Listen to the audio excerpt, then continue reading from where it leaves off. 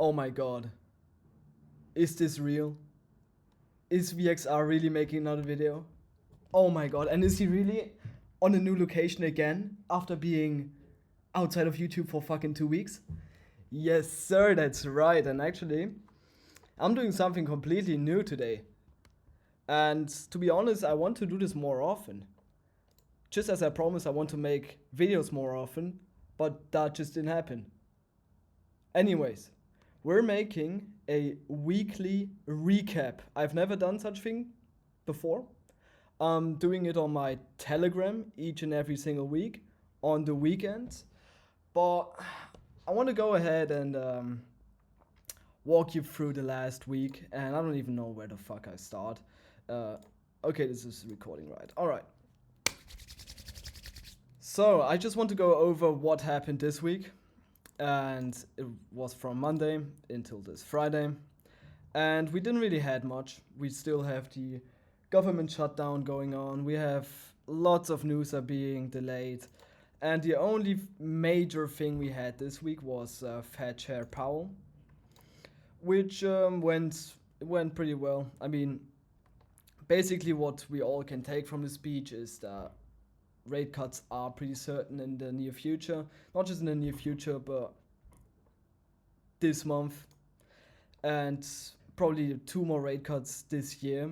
Which is why I am still pretty bullish overall macro-wise.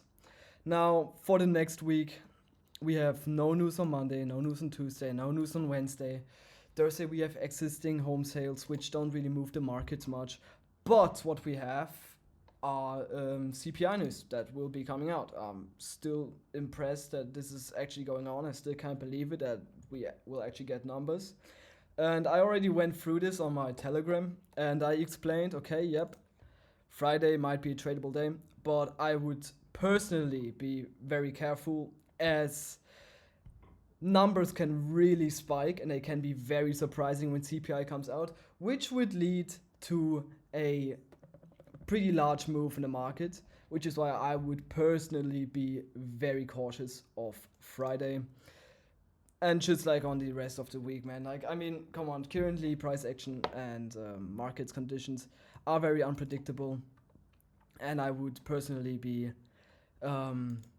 very careful trading on the intraday basis, like day trading, okay?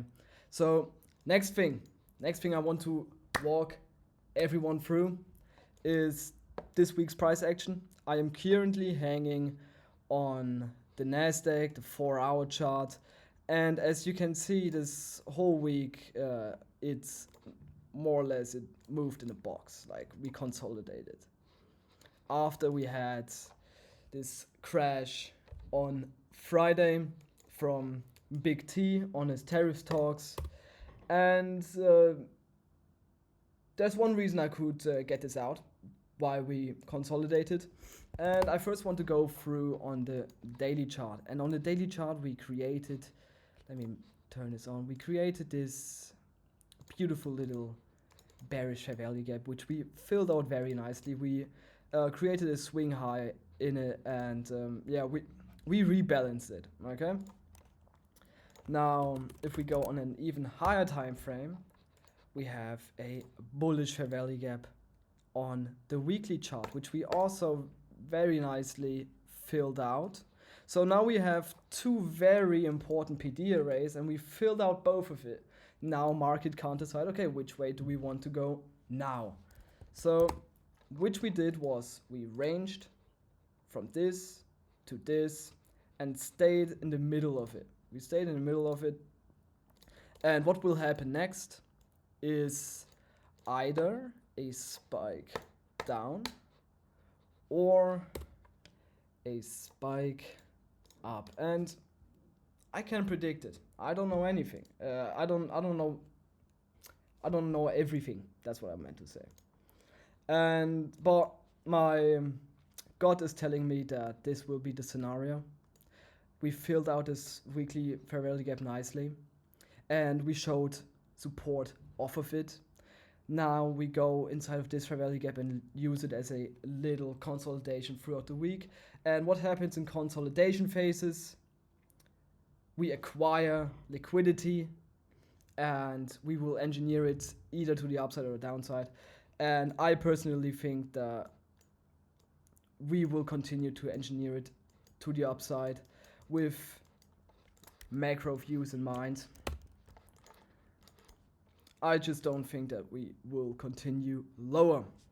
And when we're already speaking about going lower, I want to talk about the crypto market. I've never talked about the crypto market, but I'm currently, how should I say? I'm currently invested in it. Not really invested, just invested that I am more interested in the crypto market currently because it's giving some very nice opportunities. And I want to go through that. Look at the whole week we had. And you can see that we've been on a steady downtrend this whole week. Now, I see crypto I see it very simple. To me, crypto is very simple. The only thing I use in crypto is a liquidity map and the greed and fear index. And it has always worked. And what we have right now, the crypto market is in a fear. Liquidity wise, we have swept out almost every leverage long that is in the market right now. And we have absolutely no fucking, we don't have much volume, not much liquidity that would suggest that we go lower from here. But on the upside, there's much more opportunity. And now what do we do when we have much opportunity to the upside liquidity wise and the market is in a fear? We usually tend to go ahead and full port the crypto market. Now, I'm just saying that I'm bullish on the crypto market. I'm bullish on the stock market. And I think that Bitcoin did not make its move here. We did not top here. We're gonna go much higher from here. It's just a question of time. But to me, going down, to me just doesn't make sense. To put it that way. Now, did we bottom here? I don't know. Did we bottom here? Maybe. I'm also not suggesting to buy.